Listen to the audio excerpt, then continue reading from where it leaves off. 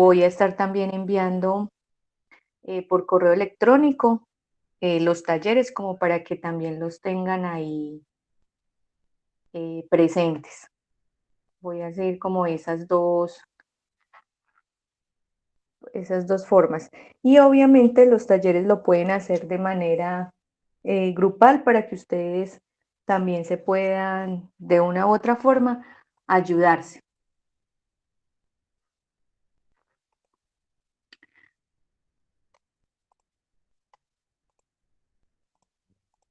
Si por alguna razón no les llega el, digamos, el archivo, puede ser que yo esté enviándolo a un correo que se encuentra registrado en Sofía Plus, con el que ustedes se registraron. Entonces, si ya lo cambiaron, me tienen que notificar pues ese correo para yo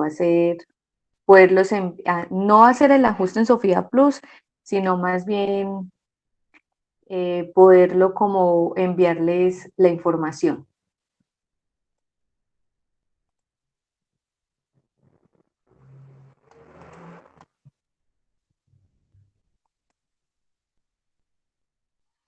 Bueno, entonces habíamos visto algo sobre normatividad, les comenté como alguna normatividad. Frente a este tema, pues cabe otra vez recordarles que varía mucho, que hay mucha normatividad y que hay mucho dependiendo al tipo de riesgo, que lo vamos a ver más adelante. Se hace esto por dos características. Uno, para la prevención de las enfermedades y el tema de accidentes laborales y protegerlos a los trabajadores en el lugar de trabajo. ¿Qué modificación o qué cambio hay aquí? Cuando antes era un programa, pues uno sabía que eran los trabajadores que eran directos, por así decirlo, de esa empresa o de la institución educativa.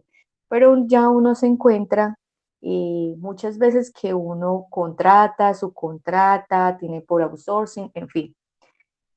Cada entidad, sea pública o privada, debe tener este sistema de gestión y debe velar por la seguridad de todos.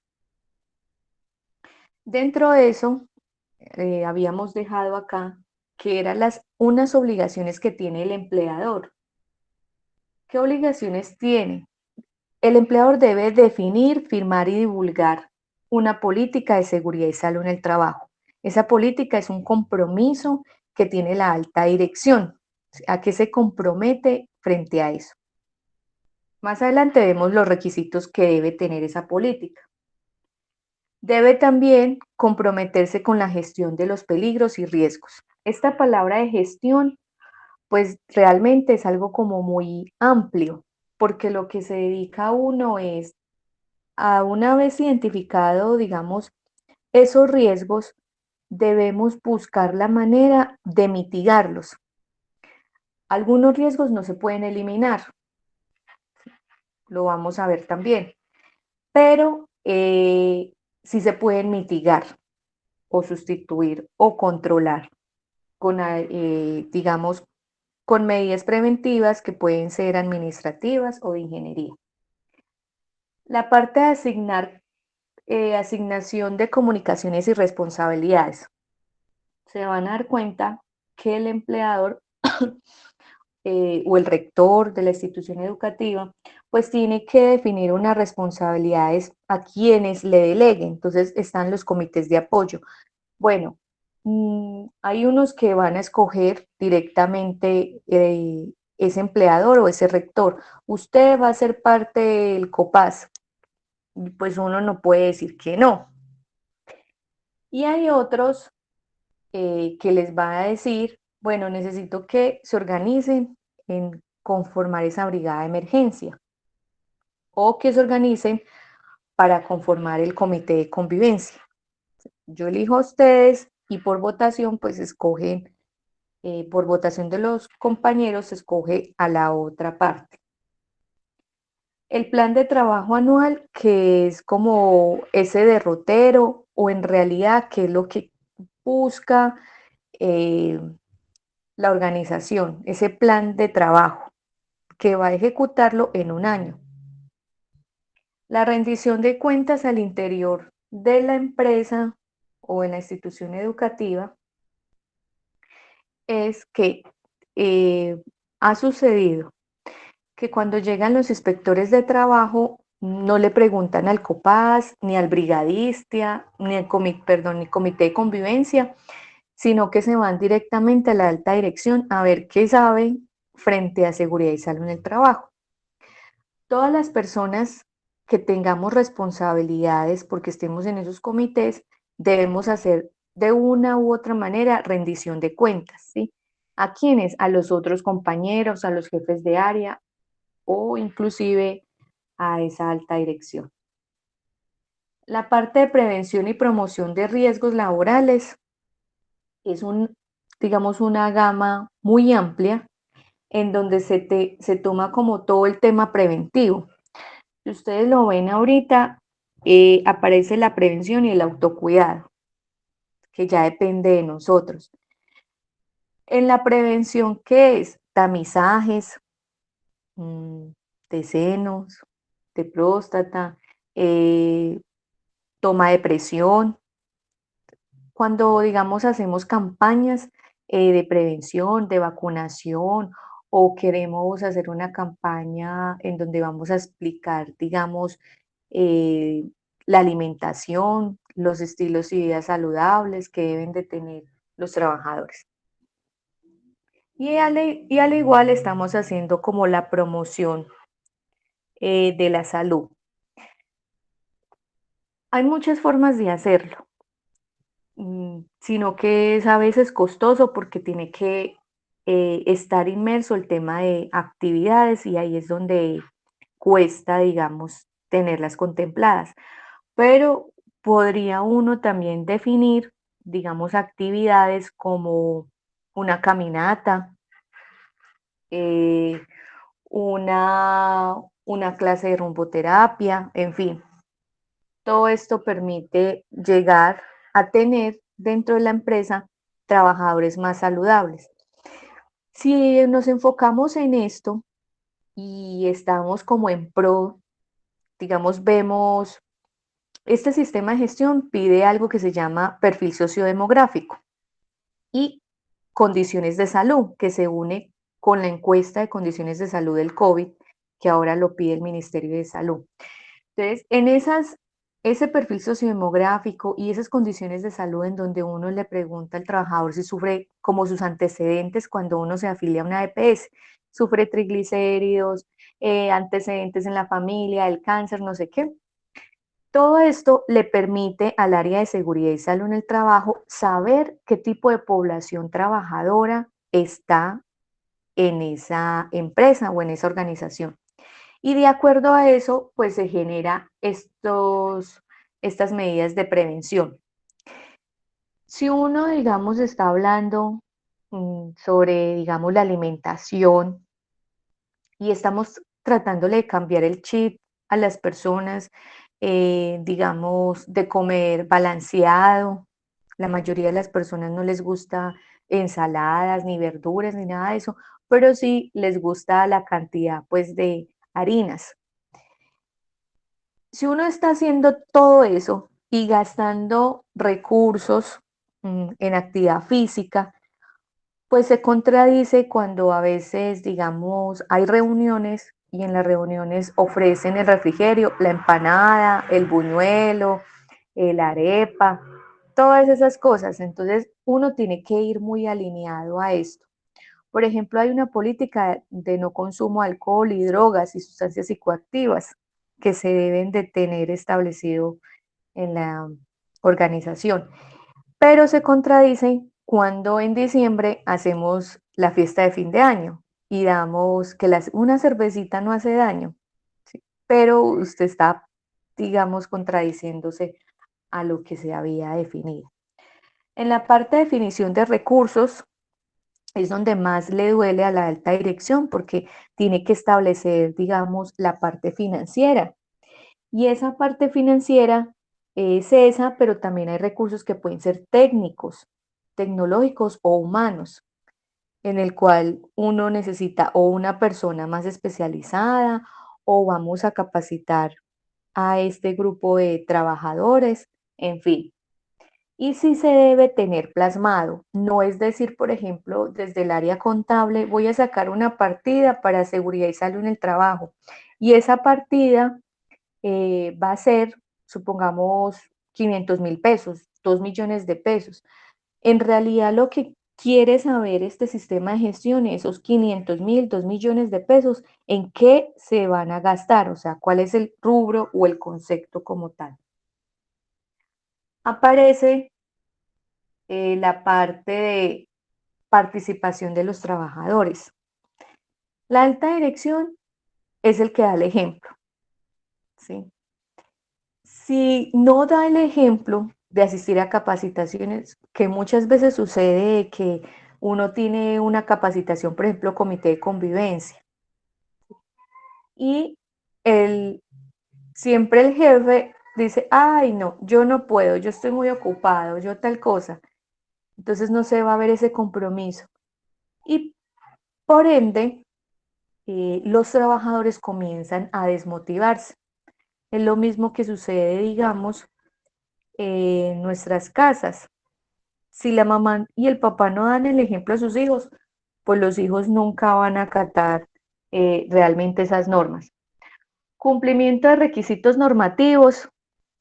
Ustedes saben que, y lo hemos escuchado mucho, el desconocimiento de la ley no lo exime a uno de generar de pronto multas, sanciones, inclusive pagar con cárcel. Entonces aquí sí o sí debe de cumplirse. Y tiene que estar enfocado en la parte de dirección de este sistema de gestión. O sea, saber para dónde va y en qué estado se encuentra. Y la parte de integración es cuando llegamos y se solicita, por ejemplo, tengo seguridad y salud en el trabajo, pero resulta que debo tener calidad, pero resulta que tengo que tener ambiental o seguridad de la información, porque uno hace integración para que los sistemas de gestión no se vuelvan tan tediosos.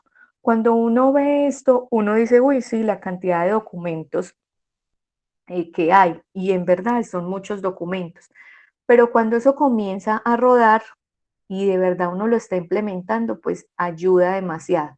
Entonces, por eso es tan importante, digamos, hacer esa integración.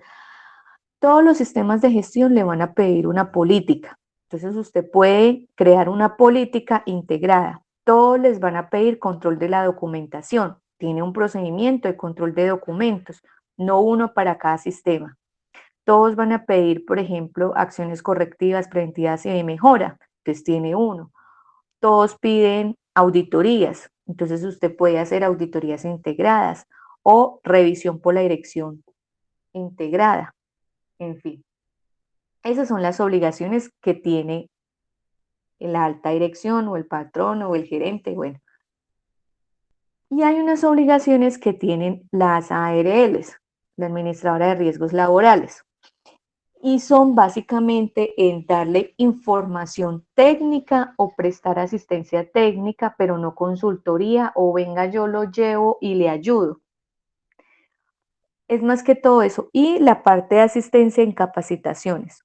Entonces acá sucede mucho que cuando las empresas son muy pequeñas, se hacen capacitaciones, digamos, virtuales para que eh, no alcanza como a cubrirse esa parte de recobro, como ellos dicen, y pagarle con eso a un profesional que vaya hasta esa empresa como tal. Vemos también que puede dar o ayudarnos a identificar los riesgos, a capacitarnos, a trabajar lo que son estilos y vida saludable, a la asesoría y diseño de los puestos de trabajo. Entonces allá es donde aparece la fisioterapeuta, especialista en seguridad y salud en el trabajo, en donde ve el tema de postura y nos toma todas las medidas frente a eso. Y es lo que uno ve que el puesto se debe ajustar al trabajador y no el trabajador al puesto, que es lo que nosotros hacemos. Por ejemplo, un computador, no está a la altura, entonces tomamos una caja, los libros contables, bueno, todo eso. Y la parte acá de promover los sistemas de vigilancia epidemiológica. Estos sistemas de gestión piden esto, pero esto va mucho enfocado al tema de enfermedades o mitigar un riesgo en el cual usted identificó que hay personas que se están o accidentando mucho por ese riesgo o están contrayendo más enfermedades. Entonces uno hace un sistema de gestión chiquitico, digamos, para este tema. Por ejemplo, cuando uno va a sacar permiso de horas extras, nuestro horario pues es diario o al día 8 horas. Y si una empresa quiere que un trabajador trabaje 2 horas, o sea, 10, debe aplicar una batería de riesgo psicosocial, pero a su vez debe tener un sistema de vigilancia epidemiológica para ese riesgo psicosocial. Entonces, no, la ARL no es que lo monte, pero sí le ayuda a uno, digamos, a verificar que está en su ciclo, planear, hacer, verificar y actuar. Y me voy a pasar un momentico aquí a la parte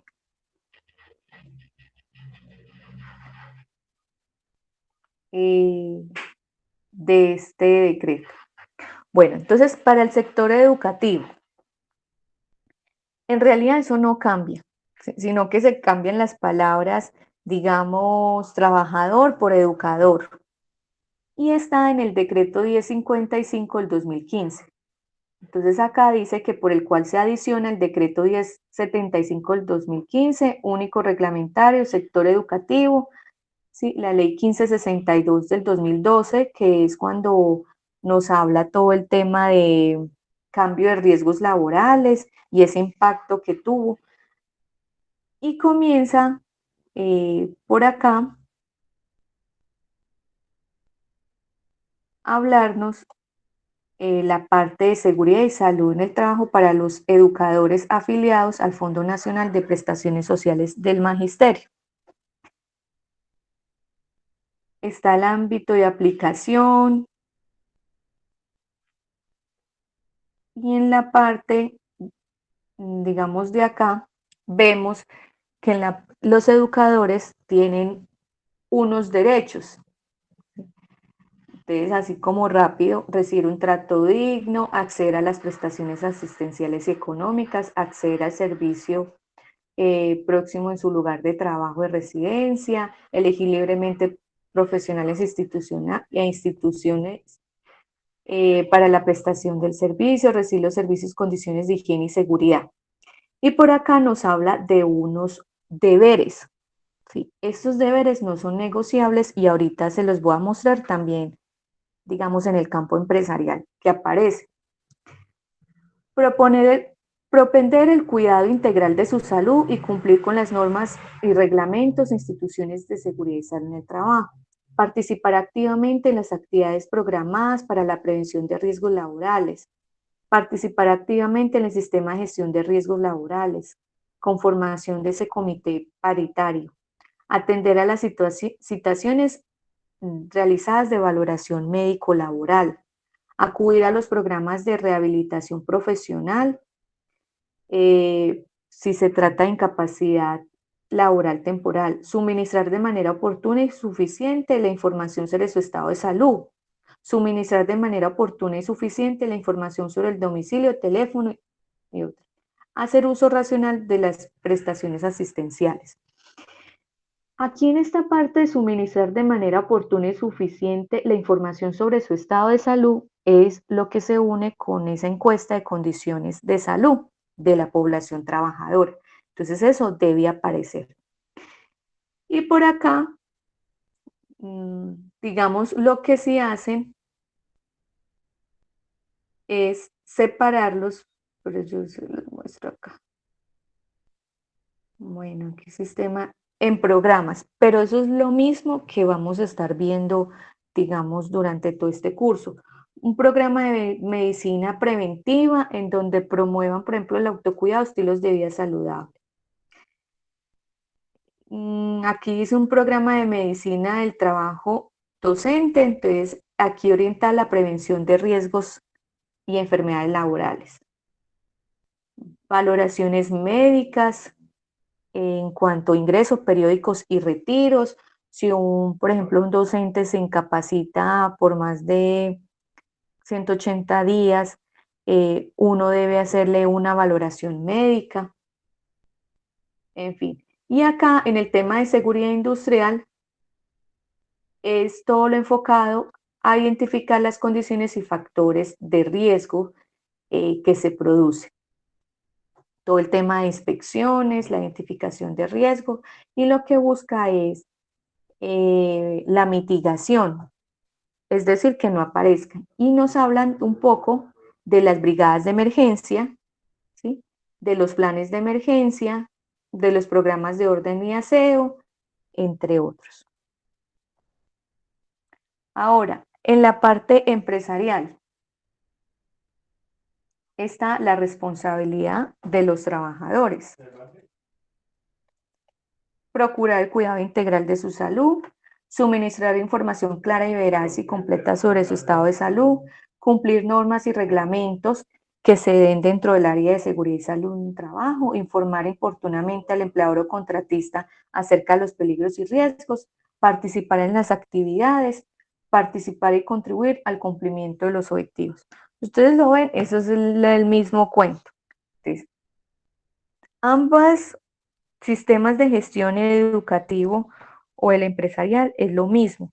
Lo que pasa es que el educativo tiene pues unas pequeñas desviaciones por ser régimen especial, por así decirlo. Bueno,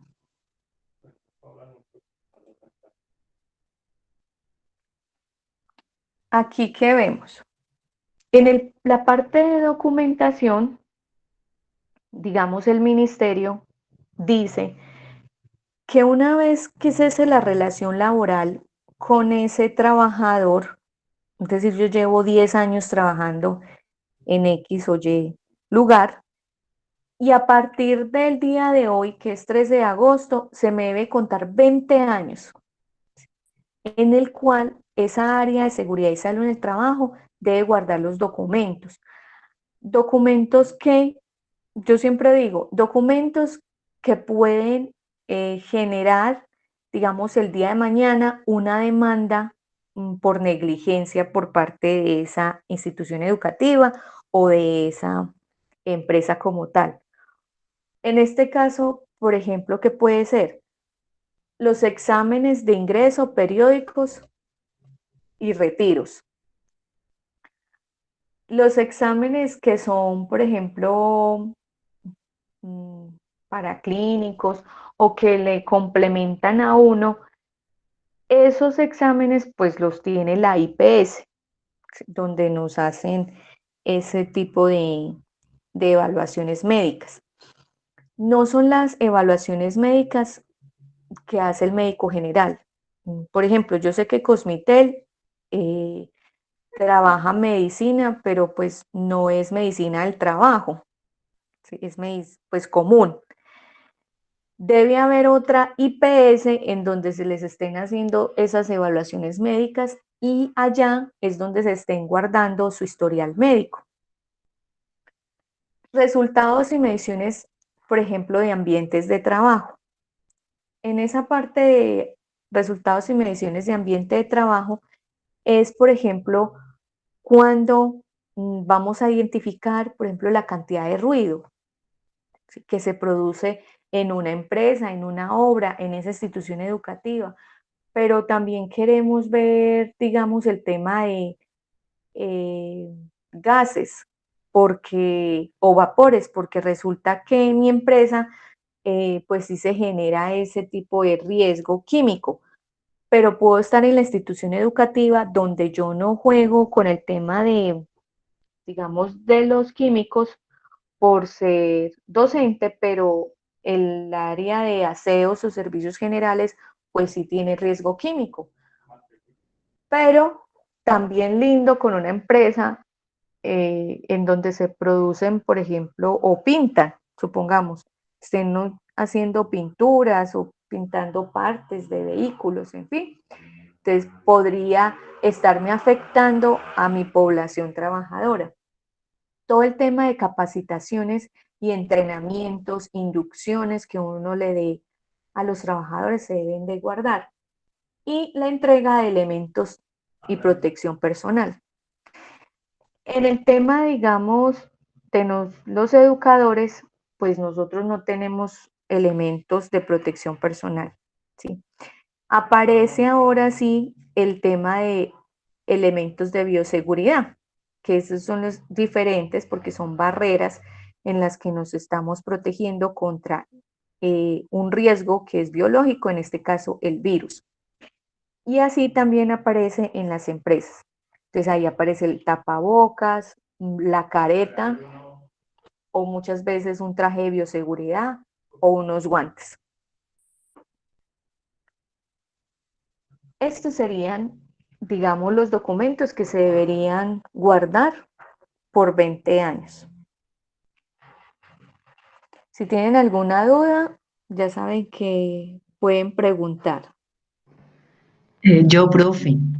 Dime, Kat. Bueno, buenas noches. Buenas noches. Eh, Profe, pues nosotros cuando tenemos accidentes laborales diligenciamos unos formularios, Ujú. ¿cierto? Indicando todo lo que pasó. Eso, hay una copia, queda una copia en el colegio. El colegio también debe guardarlo 20 años. Y esa Eso la sí, otra, y la otra eso sí. copia, bueno, pero espérate, la otra copia se va ¿a dónde? A Cosmitet, A Cosmite.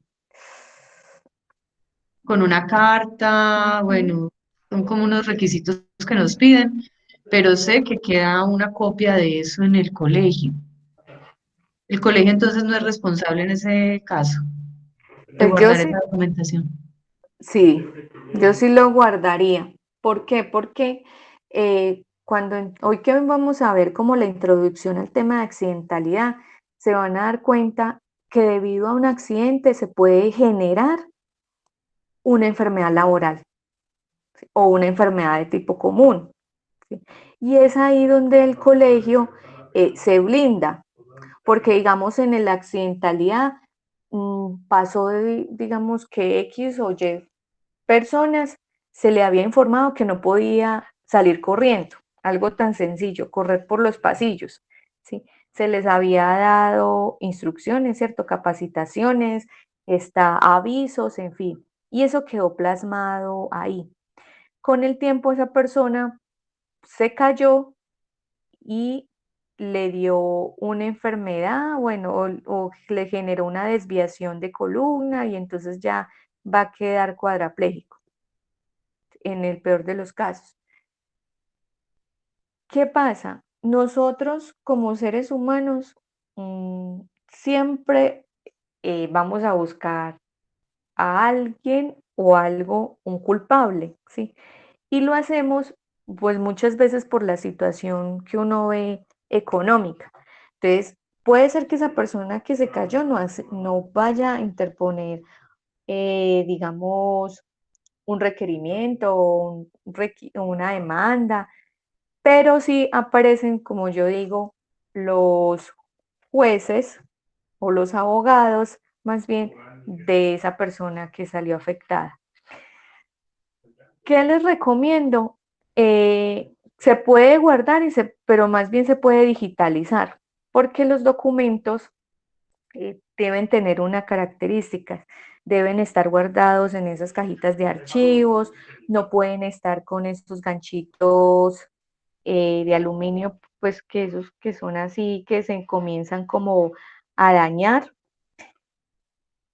y tampoco pueden caerle agua ni la humedad y eso se presta también para que existan roedores. Si uno no tiene una buena, pues, un sistema de archivo o un cuartico, pues, de archivo. Entonces, sí lo recomiendo porque digamos, cuando llega ya a Cosmitel, pues eso llega allá y no van a suministrar esa información. Ellos lo van a guardar de igual manera, pero solicitarle, pues no sé si se los suministren fácilmente. Es más bien la parte. Entonces, Ah, acá, bueno. listo, Cara. Acá, digamos, lo que pide el ministerio son estos principales.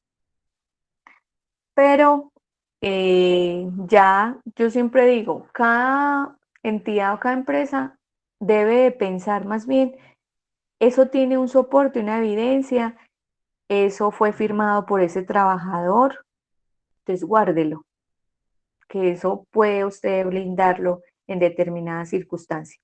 ¿Y por qué por 20 años? Porque, digamos, nosotros tenemos, como seres humanos, sufrimos dos cosas. Uno, que las enfermedades de nosotros son degenerativas, ¿sí? Por desgaste, y es normal, y a todos nos va a pasar.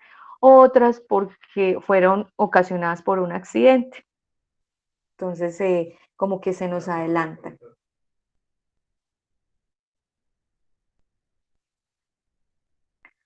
Bueno, la evaluación inicial no es otra cosa sino aplicar una herramienta que en este caso lo dio el mismo Ministerio de Trabajo, que es un anexo técnico en donde viene estipulado unas preguntas, ¿sí? Y uno dice cumple o no cumple. Para el área de las instituciones educativas, sé que la Secretaría de Educación tenía un Excel en donde les plasmaba, digamos, todo lo que tenían que revisar y verificar si estaba o no estaba. Eso es la evaluación inicial, cómo nos encontramos.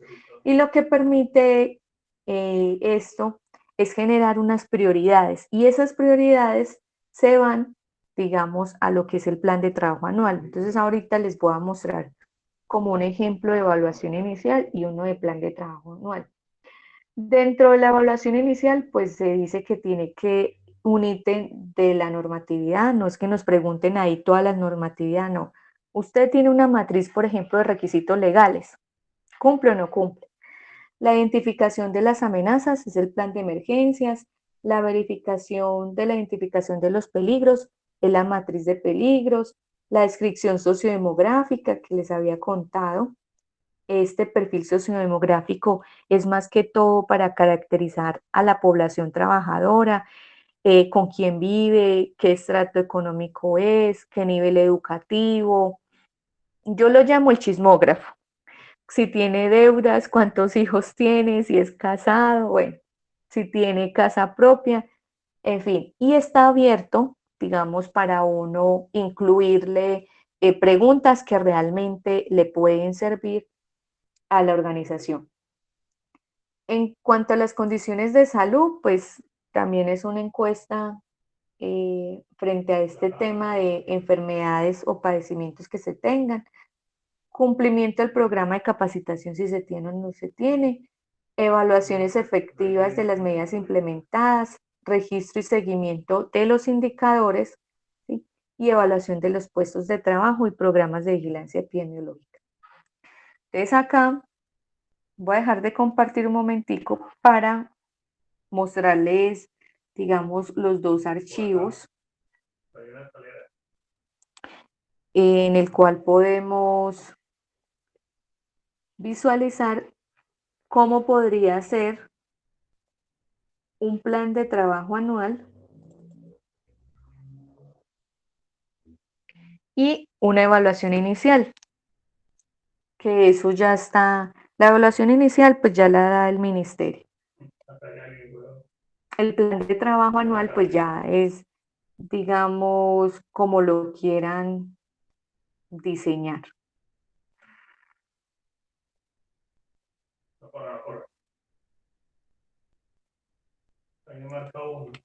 Y acá,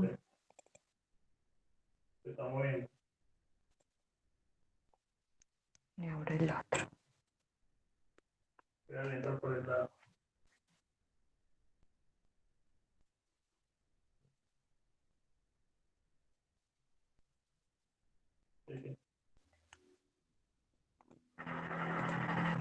Listo.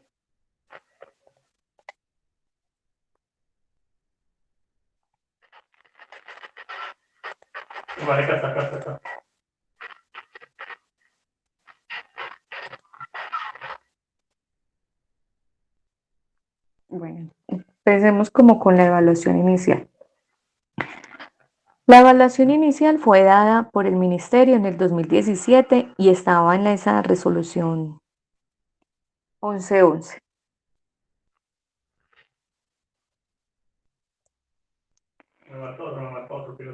Y después, con esa resolución 312, pues, que yo les contaba, que fue porque los gremios, especialmente el sector agrícola, se quejó, entonces empezó a crear esta, y es lo mismo. En el sector educativo, sé que tenían hasta hace un año, cuando no había salido todavía esta, la 1111, o sea, todo, y que se los daban en una matriz en Excel. Entonces acá, digamos, están los ítems, el criterio, el modo de verificación, si cumple o no cumple. Entonces cuando la empresa cumple, digamos acá que asignar una persona en el área de seguridad y salud en el trabajo, que tenga el curso, las 50 horas y tenga licencia, entonces uno pone o coloca el valor de 0.5. Si no cumple, es 0. Muchas veces a uno no le aplica. Como estaba antes ese no me aplica, no le sumaba nada. Pero acá, cuando no le aplica, se debe colocar o puntuar con 0.5. Con esta nueva, pues, método que colocar. Y fuera de eso, pues se solicita que se tenga, digamos, la evidencia, que usted muestre cómo lo va a tener, y el plan de acción si no lo tiene. Y el plan de acción es tener la actividad, la fecha de esa actividad, el responsable, y bueno, y ya. Más que todo eso, debe tener un plan de acción. Asignar responsabilidades, asignación de los recursos, ¿sí? Afiliación al sistema de seguridad social, capacitación a los integrantes del COPAS, conformar el comité de convivencia, programa de capacitaciones anuales, inducción, reinducción y así sucesivamente. De acuerdo a eso, pues a uno, ¿dónde se me ve eso?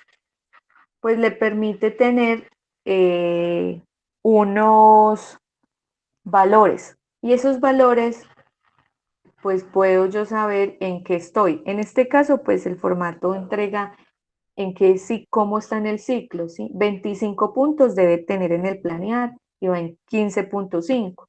En el hacer, que es como el ejecutar y el tener evidencias, pues debe tener un 60 puntos y va en 38.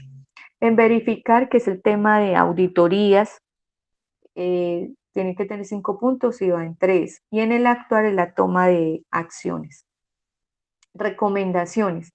Uno siempre cree que tomar acciones es cuando ocurre, digamos, una no conformidad, porque hay que tomar una acción correctiva, pero el tomar acciones inicia desde que usted se proyecta, digamos, voy a capacitar a los trabajadores, voy a comprar unas escaleras, y eso son acciones de mejora que van en este ciclo del actuar.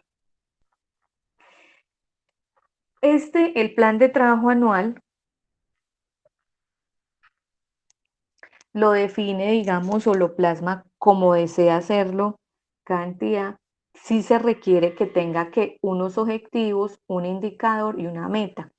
Puede tener un objetivo por cada ciclo del planear, hacer, verificar, actuar o por actividad. Por actividad no lo recomiendo porque se les vuelve muy tedioso. Una meta por actividad, pues tampoco es también muy tedioso, pero sí puede uno tener una meta en general y un indicador. Aquí es un indicador muy básico. ¿Cuáles son las actividades que se ejecutaron en ese plan de trabajo 2020 y cuáles fueron las actividades que se programaron? Y hacemos la división y multiplicamos y nos da como el porcentaje. Y ese porcentaje es el que a uno le sirve para hacer rendición de cuentas. Acá está, por ejemplo, por ciclo, está la actividad, están los meses, el cronograma, está planeado y ejecutado.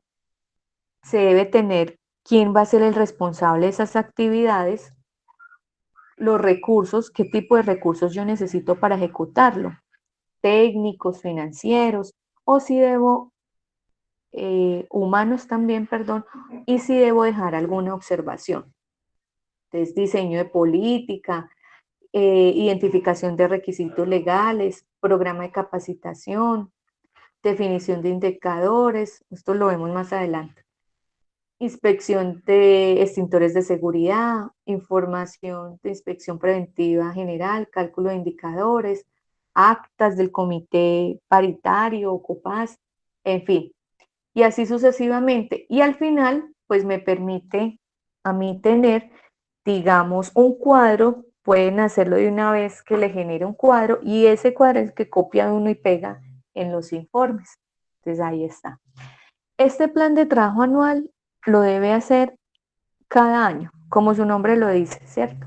Recordemos que en el mes de diciembre es como hacer el cierre contable en las empresas, pero también en seguridad y salud en el trabajo se cierra, por así decirlo, para proyectarse en el mismo mes de diciembre la evaluación inicial, su plan de trabajo y su plan de mejora para el próximo año. Y con estos es que uno comienza a trabajar. Es como una especie como de cronograma, más o menos, sino que tiene más cositas.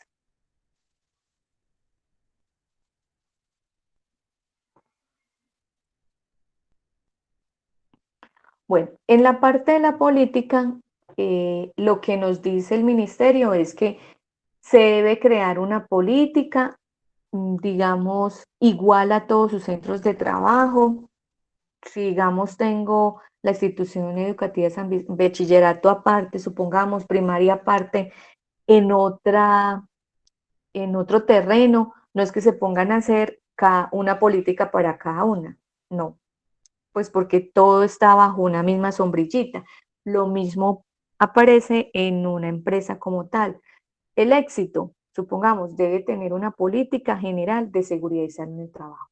Esa política debe que tener, abarcar todos los centros de trabajo y todos los turnos, ¿sí? Es decir, que todo, completamente todas las personas deben de saber esta política, independientemente si son contratistas, si son una persona, por ejemplo, un guarda de seguridad que no trabaja conmigo, pero yo no lo contraté. Pero él, por el solo hecho de estar allá en mi empresa, debe acatar esas normas en seguridad. Y debe, cuando encuentren todo esto de debes de obligatorio cumplimiento, ser comunicada a ese comité paritario. O en este caso el vigía si son menos de 10. Listo. ¿Por qué? Porque el comité paritario, digamos, dentro de esos comités de apoyo, son los más activos y son los que más ayudan al área de seguridad y salud en el trabajo. En otras palabras, son los que tienen más trabajo fuera, digamos, de los brigadistas.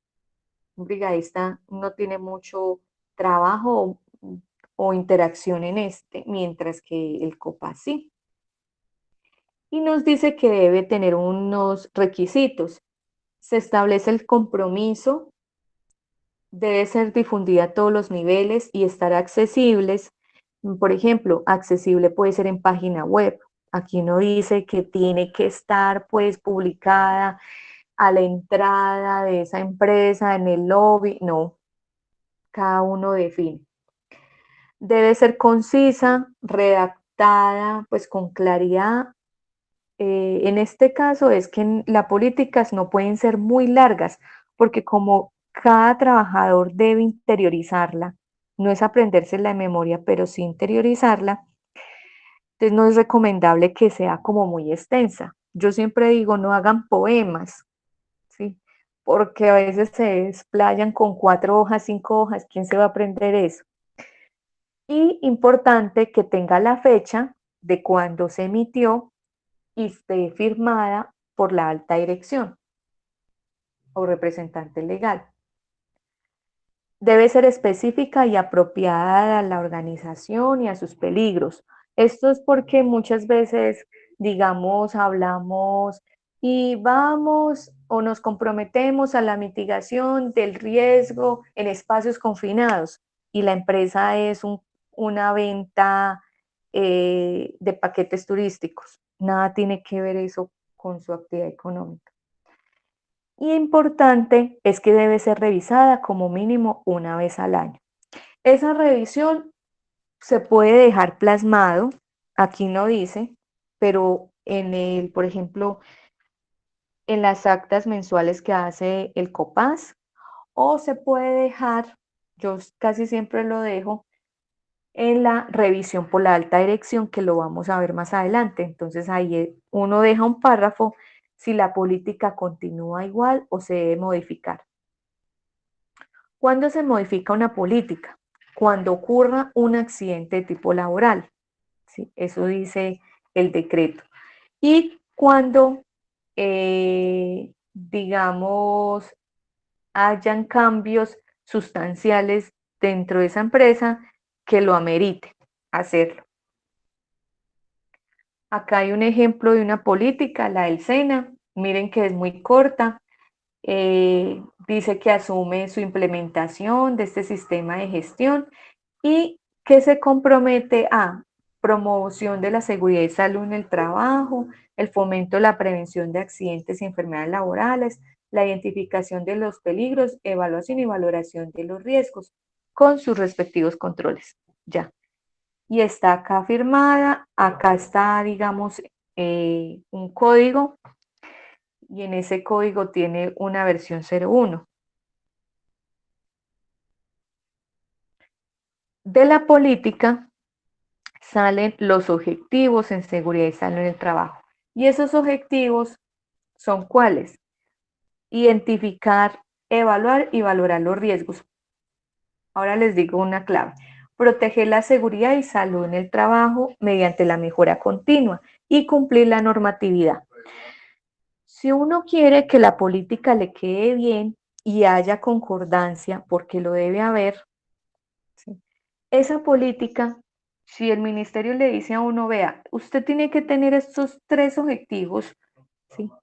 Sí o sí los debe de tener. Cumplir cada uno de estos objetivos lleva su tiempo, no es que uno diga, ay, eso tan fácil, ¿no?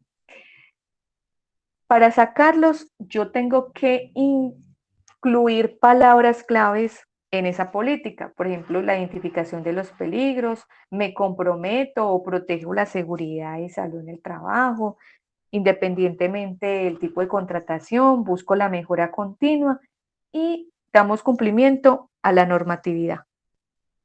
Así se puede redactar. Otra parte que, digamos, sería muy buena uno redactar una política, sino que uno a veces no la hace por tiempo, es que la política las construyan la mayoría de los trabajadores, o sea, hacer un taller en donde se construya la política. Y de esa manera uno lo que hace es que interiorizar con esos trabajadores desde el inicio cuál va a ser esa política, porque ellos mismos van dando unas ideas y teniendo en cuenta, pues eso permite que se genere recordación entre ellos. Bueno, el plan de trabajo ya lo vi. En el tema de capacitaciones en seguridad y salud en el trabajo, lo que pide el decreto es que se deben tener unos requisitos o unas capacitaciones que vaya enfocado al conocimiento, adoptar y exponer algunas deberes u obligaciones, debe ser acorde, digamos, a esos riesgos que se tengan y debe haber un programa de capacitaciones. Diferencia entre un programa y un cronograma. El cronograma de capacitaciones es coger un calendario y decir cuándo va a ser la capacitación. Mientras que el programa viene el calendario, viene un objetivo de ese programa, viene un indicador y viene también, digamos, el alcance, o sea, ese programa que cubre. Entonces se construye como diferente. Debe hacerse extendido a todos los niveles, independientemente del tipo de contratación. Aquí ya ustedes van viendo que aquí no hay exclusión, sino que se tienen que unir como tal, independientemente pues el tipo de contrato. Y miren que dice que debe estar documentado y debe impartirlo por personal idóneo.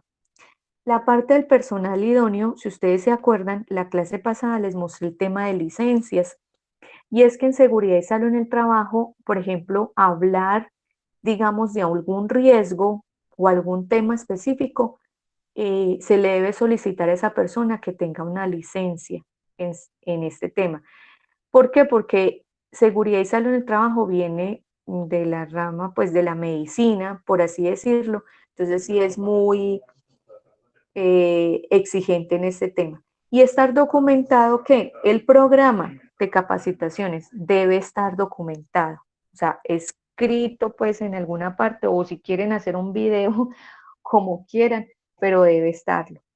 Y lo otro es que entra también el tema de registros de asistencias, porque esos son las evidencias que nosotros tenemos frente a esto. Bueno, eso ya lo vimos. Hasta ahí es como el tema de la parte de planificación de todo ese sistema de gestión. En la parte de accidentalidad, vamos a saltar acá un poquitico como para hacer la introducción. Eh, Vamos a ver mucho lo que es la resolución 1401 del 2007. También la tiene el decreto 1072 del 2015. La ley 1562 también sé que habla un poco de accidentalidad. Y iniciamos con una definición que sería el incidente de trabajo. Un incidente de trabajo es el que nosotros conocemos como el casi me caigo o el me chonclé, que nos pasa mucho a nosotros las mujeres, o el resbalón. Pero eso no pasó a mayores. Como eso no pasó a mayores, pues yo no lo notifico al área de seguridad y salud en el trabajo o al COPAS, yo me quedo calladita. La próxima clase les muestro la pirámide de Henrich para que ustedes puedan visualizar que por un incidente puede llegar a un accidente de tipo mortal.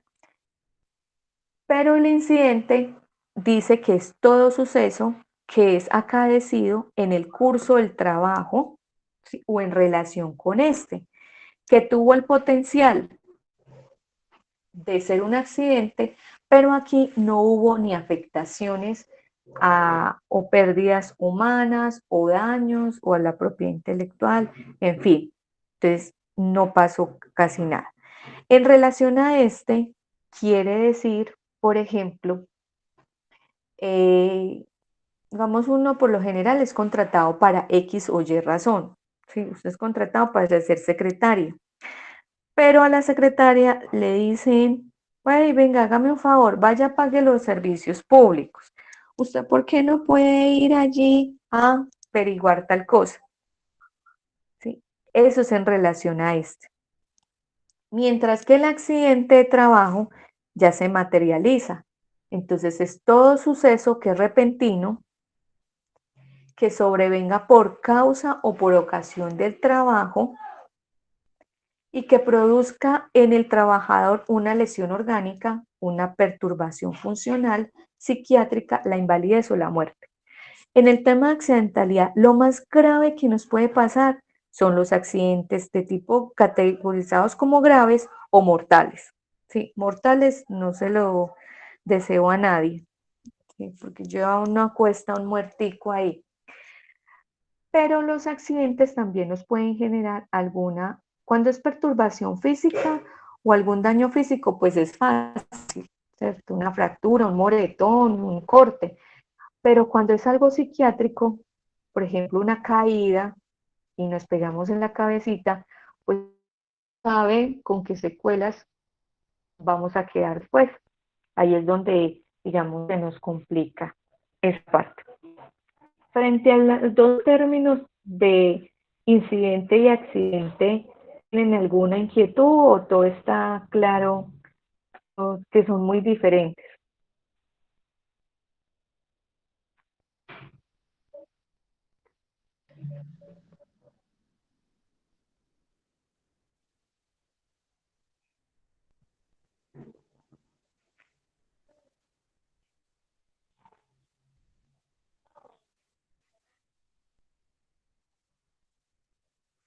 Bueno, yo creo que sí. Sí, Aparece profe, está algo, claro. listo. Aparece algo que es el accidente grave. ¿Qué nos dice esa definición de accidente grave? Que es aquel que trae como consecuencia una amputación de cualquier segmento corporal. Nos tienen que cortar algo, no sé, por enterrársenos un clavo, supongamos una puntilla, ¿sí? Nos tienen que apuntar un dedo, listo. Pero también puede generarse una fractura de huesos largos como fémur, tibia, peroné, húmero, radio y cúbito. Traumas cráneoencefálicos en la cabecita. Quemaduras que se nos pueden generar de segundo y tercer grado. Lesiones severas en manos, tales como un aplastamiento, esas quemaduras ya en las manos como tal. Lesiones severas en la columna vertebral, compromiso de médula espinal, lesiones oculares. Por ejemplo, muchas veces estamos trabajando y se nos cayó, voy a inventar algo, que no sé si ha sucedido esto, un gancho de cocedora, supongamos en los ojitos, y se nos va a comprometer el glóbulo ocular ahí. Entonces eso sería un accidente de tipo grave. Lesiones que comprometan la parte auditiva, pues esto ya es, digamos, en empresas donde haya mucho ruido, más por encima de 85 decibeles. Entonces, esto sí es importante que lo tengan muy claro o que se remonten a esa resolución 1401 del 2007, en donde se ve la definición de accidente grave. ¿Por qué? Es muy común que uno, digamos, hace la investigación del accidente y uno reporta siempre todos los accidentes. Digamos, en las empresas, este tema es, los perjudica porque la ARL va y notifica al Ministerio de Trabajo esa cantidad de accidentes, ¿cierto? Y el ministerio va y los visita y si encuentra algo y si quiere un inspector, pues se puede meter y darles una multa por X o Y razón que no estén cumpliendo. Y también tenemos que tener esa diferencia en qué momento reportar y hay unos tiempos de reporte para eso. Y el accidente de tipo mortal, pues cuando ya una persona fallece, se perdió la vida, y lo que uno tiene es, digamos, se hace el reporte, ¿cierto? A la ARL y la ARL hace también la investigación de este accidente. ¿Sí? Tiene un tiempo de 10 días hábiles.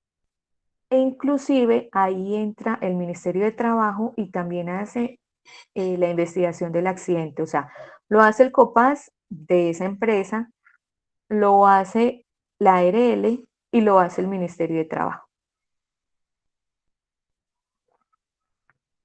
Frente al tema de las remisiones de las investigaciones, o sea, como tal, cuando ocurre el evento, el COPAS o el vigía tiene 15 días para hacer esa investigación. Y para hacer el reporte se tienen 2 días hábiles. O sea, uno puede hacer el reporte dentro de los 2 días hábiles para mirar cómo va evolucionando esa persona.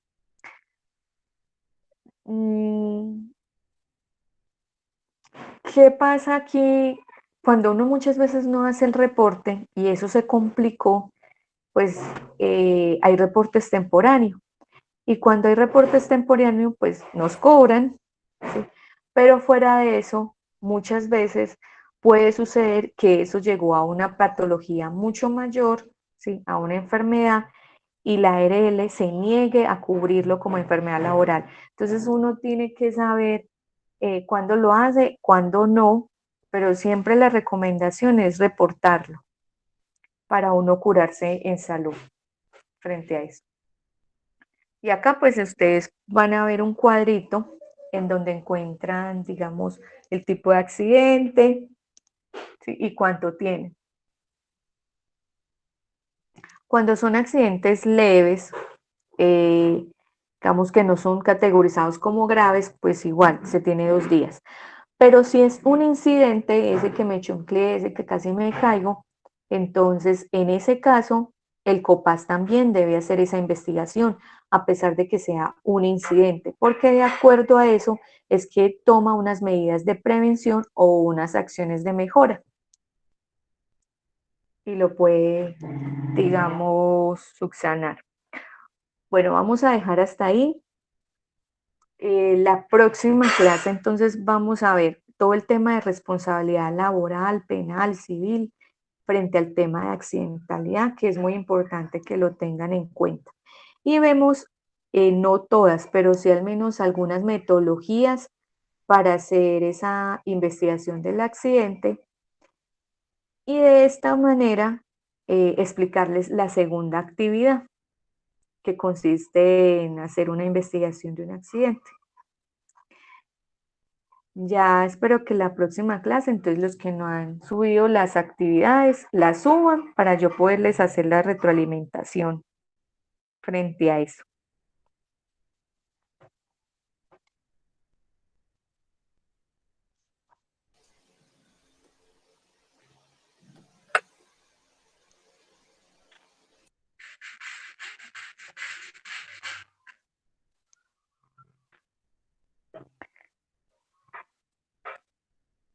Listo.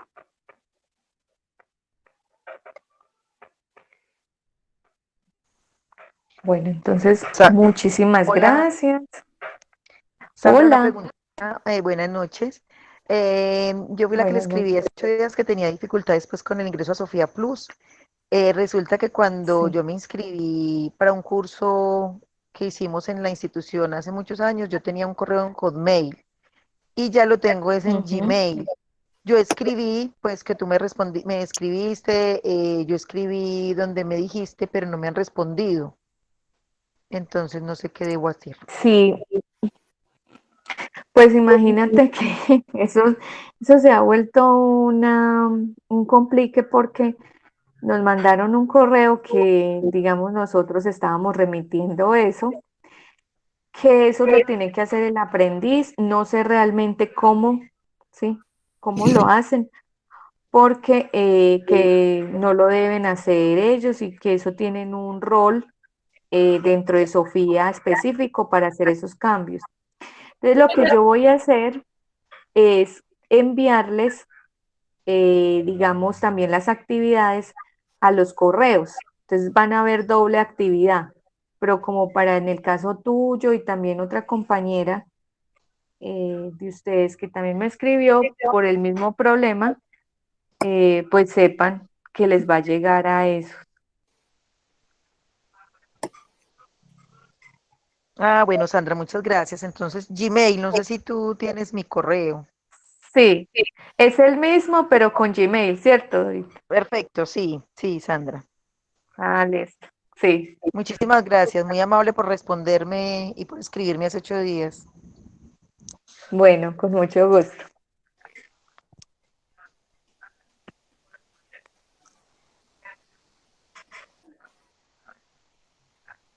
Cristina nos iba a decir algo. No, profe, todo, ay, perdón, espérate, profe, no, todo muy claro, profe, hasta allí, hasta donde vamos, sin problemas. Ah, listo. Muchas Bueno, gracias. bueno, entonces les deseo que descansen, que tengan una excelente noche y nos vemos Dios mediante la otra semanita. Profe, muchas Muchas gracias, gracias, yo, profe. muchas Feliz noche. gracias, hasta Hasta luego y que luego. Bueno, hasta descansen. luego. Chao a Gracias, todos. que descansen. Hasta luego.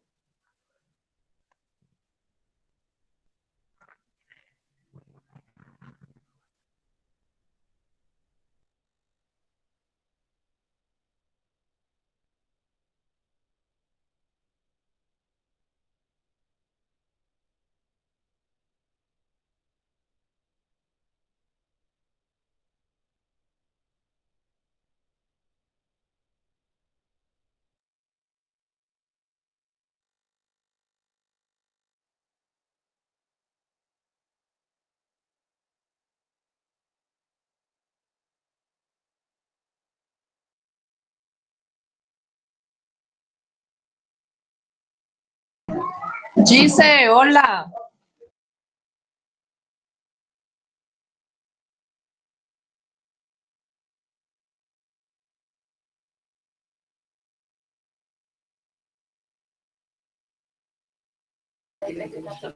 Hola, amiga. Gise, Señora. ¿qué más? Bien, ¿y usted? Quedamos sola.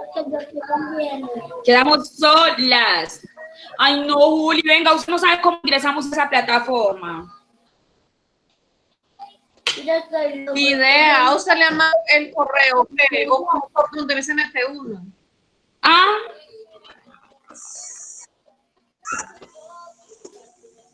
yo ya recuperé el ¿Por correo. qué se mete uno para Eso es lo que no sé, Juli. Yo ya recuperé mi correo porque envié un correo allá a la universidad, al SENA, y no me habían respondido nada. Y estuve mirando, hice hasta que pude dar con el correo que tenía antes y recuperar la contraseña. Ya entré a la plataforma del SENA Sofía Plus y todo, pero no sé, amiga, cómo hacer con ese correo para ingresar ahí. No, entonces yo voy a averiguarme bien ahorita y yo le mando un audio. ¿Sabe por qué, Yo ahorita Juli? me voy a meter por todo eso a ver. Porque es que tenemos que hacer los trabajos, Juli. Hacemos todos los trabajos de una vez. Antes de que nos acumulen con los de la U. Ah, claro, antes de que nos cojan duro, tenemos que empezar a hacer esos de acá. Bueno, listo. Mirar, entonces Hágale, ahorita pues. y yo le mando un audio. Hágale pues que descanse. Bueno, así quedamos, chao. Bueno, chao, Bueno, descanse. chao.